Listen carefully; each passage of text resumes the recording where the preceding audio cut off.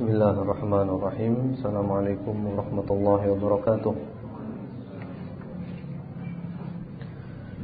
Innal hamdalillah nahmaduhu wa nasta'inuhu wa nastaghfiruh wa na'udzu billahi min shururi anfusina wa min sayyiati a'malina. Man yahdihillahu fala mudilla lahu wa man yudlil fala hadiya lahu. وأشهد أن لا إله إلا الله وحده لا شريك له وأشهد أن محمدا عبده ورسوله صلى الله عليه وعلى آله وسلم تسليما كثيرا أما بعد. Sekarang kita lanjutkan dengan Riyadhus Shalihin beserta syarahnya Bahjatun Nadhirin yang ditulis oleh Syekh Salim bin Eid Al-Hilali hafizahullahu ta'ala. Kita masih berada di bab tentang babu wujubi ta'ati wulatil amri fi ghairi ma'siyah. Bab wajib mentaati pemerintah, mentaati penguasa dalam perkara yang bukan maksiat. Kalau kita membaca kitab-kitab akidah, semuanya selalu menyertakan bab ini. Taat kepada pemerintah, kepada penguasa dalam perkara selain maksiat. Kenapa? Karena ketika terjadi pemberontakan, pencabutan baiat, pencabutan mandat, yang terjadi itu adalah kekacauan. Kalau pemerintah marah, yang terjadi adalah kekacauan, kacau. Pembunuhan, pertumpahan darah, pemerkosaan, perampokan, dan berbagai macam hal. Dan Islam memberantas hal itu. Jangan sampai orang-orang menjadi korban gara-gara adanya pemberontakan. Yang lalu telah dibawakan banyak hadis tentang mendengar dan mentaati, baik dalam keadaan sulit, dalam keadaan mudah, ketika kita senang, ketika enggak senang, ketika mereka monopoli, tetap kita taat. Dengan dua syarat. Syaratnya bukan maksiat, yang kedua kita mampu. Kalau enggak mampu enggak ya, la yukallifullahu nafsan illa wus'aha. Bukan maksiat dan kita mampu. Taat. Walaupun penguasa itu sudah kafir sekalipun, seandainya pun mau memberontak, maka harus ada syarat lagi. Syaratnya adalah al-istitha'ah, mampu. Jangan sampai tujuannya menghilangkan kemungkaran, justru menimbulkan kemungkaran yang lebih besar lagi. Dan Islam melarang hal itu. Tujuannya kan menghilangkan mungkar, ternyata justru menimbulkan mungkar lebih besar. Di sini Al-Imam An-Nawawi rahimahullah ta'ala membawakan hadis yang diriwayatkan oleh Muslim, cukup panjang hadisnya. Qala Al-Imam An-Nawawi rahimahullah ta'ala, wa an Abdullah bin Amr radhiyallahu ta'ala anhuma. Berkata Imam Nawawi, semoga Allah merahmatinya, dari Abdullah bin Amr, semoga Allah meridhai keduanya. Annahu qala, beliau berkata, kunna ma'a Rasulillah sallallahu alaihi wa ala alihi wasallam fi safarin. Kami bersama-sama Rasulullah sallallahu alaihi wasallam dalam sebuah safar, bepergian ya. Fa nazalna manzilan, lalu kami turun di suatu tempat, singgah di suatu tempat. Fa minna man yuslihu khiba'ahu, di antara kami ada yang memperbaiki kemahnya, memperbaiki kemah ya. Wa minna man yantadhil, di antara kami ada yang lomba manah. Jadi mereka memanfaatkan waktu untuk manah ya, memanah. Lomba memanah. Wa minna man huwa fi jasyarihi, di antara kami ada yang masih berada di kendaraannya. Idnada munadi Rasulullah sallallahu alaihi wasallam as-salata jami'ah. Tiba-tiba seorang penyeru Rasulullah sallallahu alaihi wasallam berseru, as-salatu jami'ah. Ayo kita kumpul untuk salat. Kita kumpul untuk salat. Wallahu alam ya, apakah ini belum disyariatkan azan? Karena setelah disyariatkan azan tidak ada lagi as-shalatu jami'ah. Yang ada adalah azan untuk manggil orang salat. Fajtama'na ila Rasulillah sallallahu alaihi wasallam faqala, lalu kami pun berkumpul kepada Rasulullah sallallahu alaihi wasallam. Beliau bersabda, innahu lam yakun nabiyyun qabli illa kana haqqan alaihi an yadulla ummatahu ala khairin ma ya'lamuhu lahum. Sesungguhnya tidak ada seorang nabi pun sebelumku kecuali sudah menjadi kewajibannya untuk menjelaskan kepada umatnya segala kebaikan yang telah diketahuinya untuk mereka. Jadi nabi itu semuanya menjelaskan kepada umatnya semua kebaikan yang diketahuinya, dijelaskan kepada mereka. Wa yundhirahum syarra ma ya'lamuhu minhum, dan memperingatkan mereka dari keburukan yang telah diketahuinya kepada mereka. Jadi tugasnya nabi ya, tugasnya nabi dan rasul, menjelaskan semua kebaikan yang diketahui dan menjelaskan semua keburukan yang diketahui kepada umatnya agar mereka mengerjakan kebaikan dan mereka meninggalkan keburukan. Termasuk Nabi Muhammad SAW, semua kebaikan telah beliau jelaskan, semua keburukan telah beliau jelaskan. Islam sudah sempurna, enggak perlu ada tambahan. Yang dulu Nabi dan Khulafa' Rasyidun tidak pernah melaksanakan, kita jangan melaksanakan, berarti tidak baik. Yang Nabi dan Khulafa' Rasyidun melaksanakan, memerintahkan kita untuk melaksanakan, kita laksanakan, berarti baik. Ya. Amalan-amalan yang tidak pernah mereka laksanakan, maka kita enggak perlu melaksanakan. Karena kalau memang itu baik, Rasulullah menerangkan atau tidak? Rasulullah menerangkan. Itu kaidah penting ya. Dan kaidah ini disampaikan oleh Imam Ahmad bin Hanbal rahimahullahu taala ketika beliau berdialog dengan Ibnu Abi Du'ad, salah seorang tokoh sesat yang tidak didoakan kebaikan karena kesesatannya dan perusaknya kepada sunnah Rasulullah sallallahu alaihi wasallam. Ibnu Abi Du'ad, yang dengan sebab dialah Imam Ahmad dipenjara dan tidak taubat sampai matinya. Ibnu Abi Du'ad, yang dia mengajak orang-orang untuk mengatakan bahwa Quran itu makhluk. Imam Ahmad dipenjara, dikeluarkan dari penjara dalam keadaan tangan terbelenggu, di penjara enggak ada air untuk wudu. Subhanallah, Imam Ahmad ya sabar. Udah masuk penjara, enggak ada istilah dihukum berapa tahun, enggak ada. Pokok masuk aja. Kalau ingat ya keluar, kalau enggak ingat ya mati di sana. Saat itu penguasanya ingat, oh ada orang tua di penjara ya. Ada orang tua di penjara. Lalu dia suruh dipanggil orang tua itu. Imam Ahmad memberikan salam, assalamualaikum ya Amirul Mukminin. Enggak dijawab. Imam Ahmad memberi nasihat, kenapa enggak kamu jawab? Kan Allah memerintahkan jawab salam. Rasulullah memerintahkan jawab salam. Baru dijawab, waalaikumsalam. Segitu aja. Kemudian ditanya Imam Ahmad tentang masalah Quran makhluk itu, apa kamu sudah berapa pendapat? Kamu berapa pendapat, apa tetap dengan pendapatmu? Imam Ahmad bilang, jangan tanya dulu. Saya ini lagi dibelenggu, di penjara enggak ada air, saya enggak bisa wudu baru sholat. Tolong ini belenggunya dilepas dulu. Ambilkan saya air untuk wudu, saya mau wudu, saya mau sholat dulu.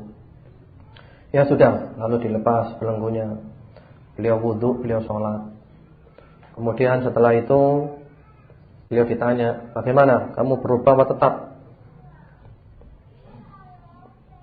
Atau ya. Lalu terjadilah dialog di sana antara Imam Ahmad dengan Ibnu Abi Du'ad ya, dihadirkan di sana.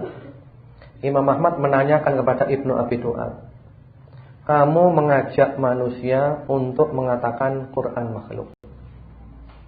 Apakah ini pernah dilakukan oleh Rasulullah sallallahu alaihi wasallam? Jawabannya apa? Tidak pernah. Apakah pernah dilakukan oleh Abu Bakar? Tidak pernah. Apakah pernah dilakukan oleh Umar? Tidak pernah. Apakah pernah dilakukan oleh Utsman? Tidak pernah. Apakah pernah dilakukan oleh Ali? Tidak pernah. Nah, kalau Rasulullah, Abu Bakar, Umar, Utsman, Ali enggak pernah, kenapa kamu melakukan? Maka berarti di sini hanya ada dua kemungkinan. Kemungkinan pertama, kamu tahu dan mereka enggak tahu. Iya kan? Ibnu Abi Duat tahu kalau Quran makhluk, Rasulullah, Abu Bakar, Umar, Utsman enggak tahu. Ali enggak tahu, semuanya enggak tahu. Ini kemungkinan pertama. Kalau ini pendapatmu, maka ya luka ibnu luka. Maka berarti kamu adalah orang tolol, lagi bodoh. Masa Rasulullah dan Khulafa' Rasyidun enggak tahu, kamu tahu? Ataukah mereka tahu namun mereka diam? Kalau memang mereka tahu dan mereka diam, maka cukup bagi kita niru mereka untuk diam, enggak ngomong. Iya kan? Sampai akhirnya dipatahkan waktu itu hujahnya Ibnu Abi Duat. Jadi maksudnya di sini, ikhwan fillah rahimakumullah, semua kebaikan telah dijelaskan oleh Rasul, semua keburukan telah dijelaskan oleh Rasul supaya kita selamat. Ibadah-ibadah, bid'ah-bid'ah yang tidak pernah dilakukan Rasulullah dan para sahabat, kita jangan melakukan. Kalau ada orang melakukan bid'ah, kita tanya aja, apakah pernah dilakukan Nabi, Abu Bakar, Umar, Utsman, Ali? Kalau jawabannya enggak pernah, ya sudah. Apakah kamu tahu bahwa ini baik, sementara Rasulullah dan khulafaur rasyidun enggak tahu? Kalau dibilang iya, kita tahu ini baik, Rasulullah dan khulafaur rasyidun enggak tahu bahwa ini baik, maka kita jawab, ya luka ibnu luka, kamu adalah orang yang tolol dan bodoh. Lalu dia bilang, enggak, Rasulullah dan khulafaur rasyidun tahu, cuma enggak mengamalkan.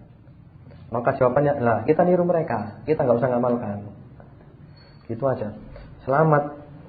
Jadi semua kebaikan telah beliau jelaskan dan semua keburukan telah beliau jelaskan. Wa inna, maksudnya di sini Rasulullah hendak menjelaskan perkara penting.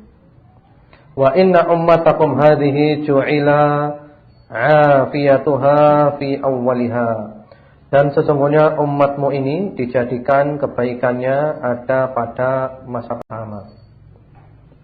Jadi masa-masa Nabi dulu itu adalah masa-masa baik, afiyah ya.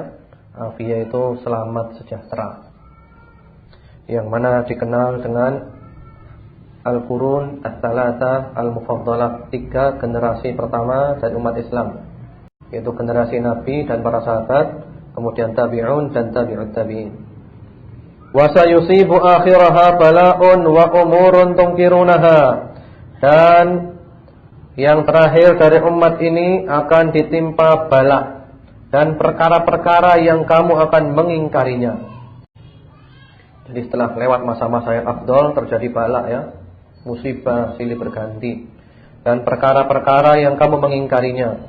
Di antaranya adalah tentang munculnya penguasa-penguasa yang zalim.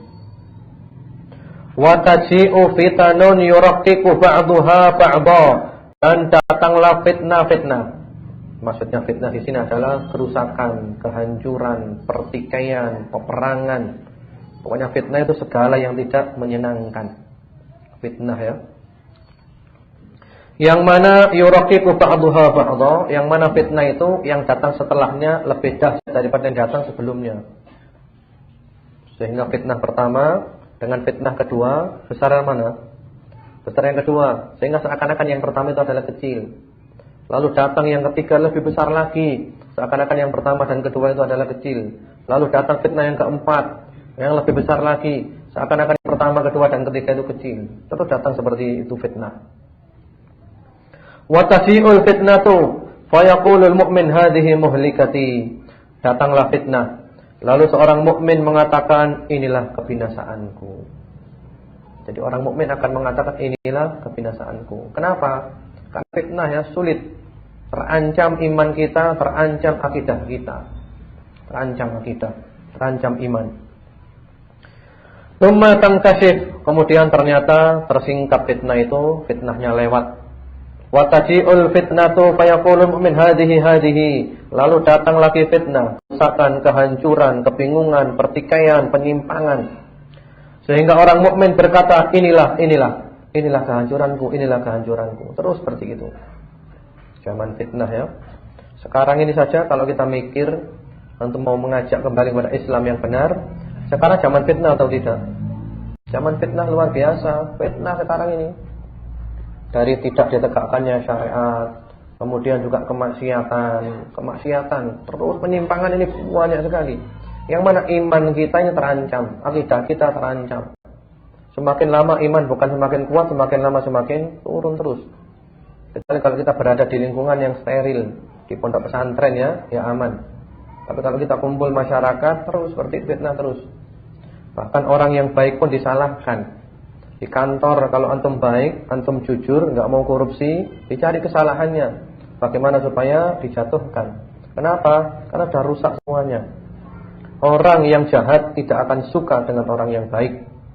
Sebagaimana orang yang baik tidak akan suka dengan orang yang jahat. Itu sunnatullah.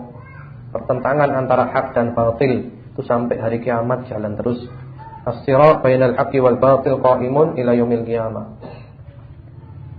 Faman ahabba an yuzahzaha 'anil nar wa yudkhalal jannata falta'tihi maniyatuhu wa huwa yu'minu billahi wal yawmil akhir wal ya'ti ila an-nasi alladhi yuhibbu an yu'ta ilaihi.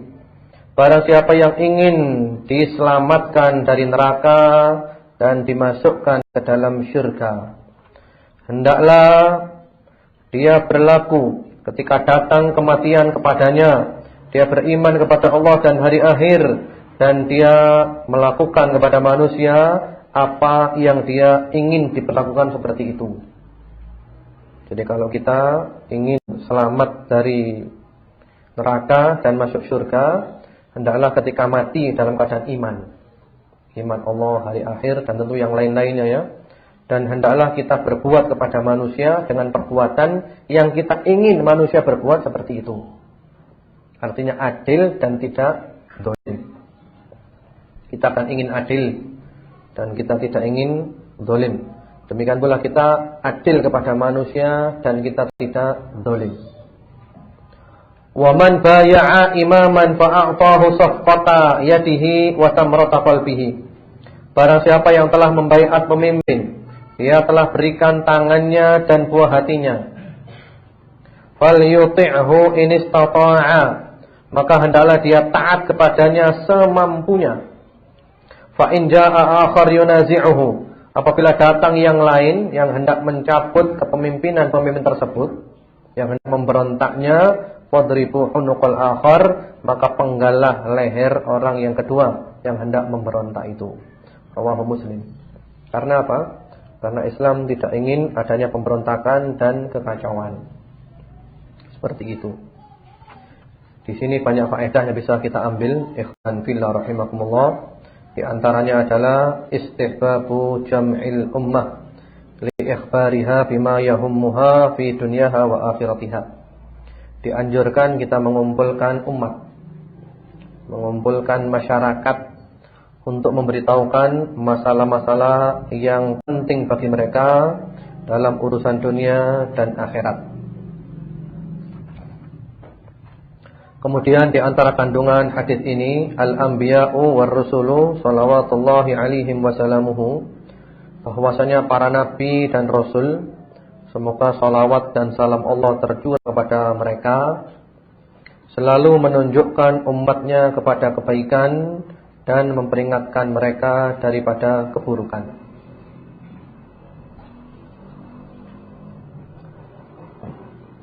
Demikian pula kita ya. Demikian pula kita warasatul anbiya, para penerus nabi harus berlaku begitu, menerangkan kepada umat tentang bahaya kejahatan dan bahaya kezaliman. Kemudian di antara kandungan hadis ini adalah merupakan mukjizat Nabi Muhammad SAW. Termasuk dalailun nubuwah, dalil akan kenabian Rasulullah SAW. Kenapa? Dari mana kira-kira? Dari mana Allah Deden?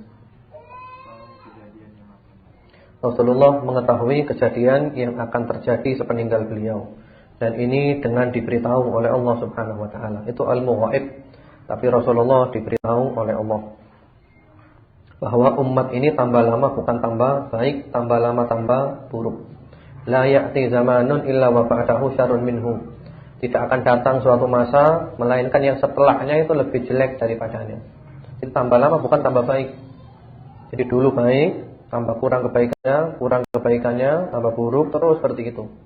Namun kita masih berbesar hati dengan berita-berita akan munculnya Imam Mahdi dan turunnya Nabi Isa, yang mana itu diakui oleh Ahlus Sunnah wal Jamaah berdasarkan riwayat-riwayat yang sahih.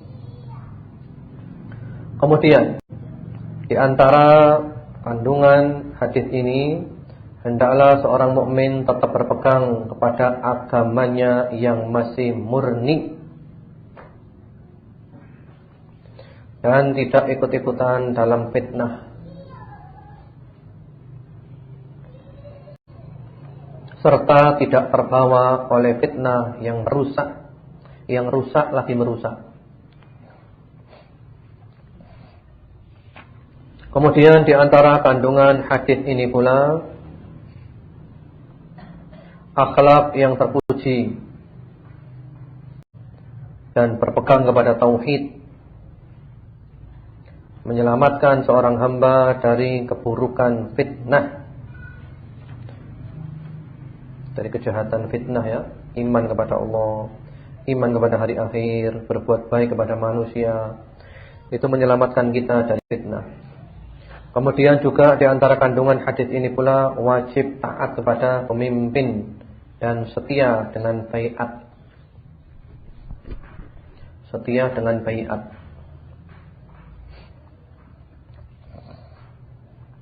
Kemudian di antara kandungan hadis ini pula wajib memerangi kelompok yang membuat makar, yang berusaha memberontak penguasa, karena mereka merusak persatuan kaum muslimin. Jadi supaya enggak kacau ya. Jadi dalam Islam kalau ada penguasa yang resmi, penguasa ya, kemudian ada yang memberontak, maka yang memberontak itu, yang makar itu yang diperangi. Yang makar yang diperangi. Memang banyak hadis menyatakan kalau penguasa sudah kafir itu boleh memberontak. Sudah kafir ya, sudah enggak sholat. Tapi ada syaratnya lagi, al-istiqa'ah, mampu. Sudah mampu ya, sudah seimbang.